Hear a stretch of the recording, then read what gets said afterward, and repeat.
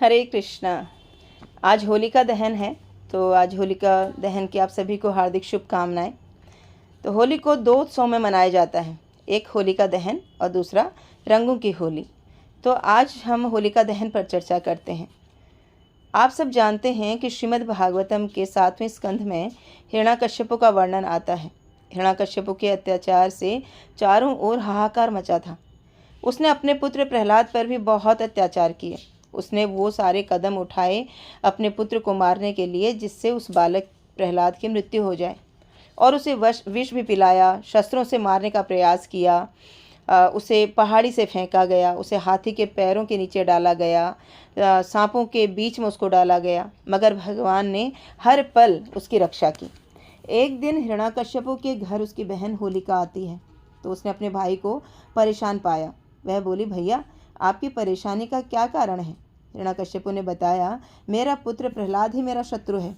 यह मेरे शत्रु विष्णु की भक्ति करता है। मैं इसे मार देना चाहता हूँ। मैंने कई प्रयास करने के बाद भी मैं उसमें सफल नहीं हो पाया हूँ।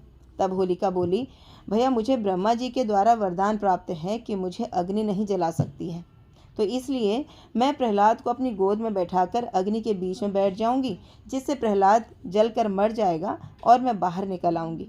यह सुनकर हिरण्याकश्यपु प्रसन्न हो गया।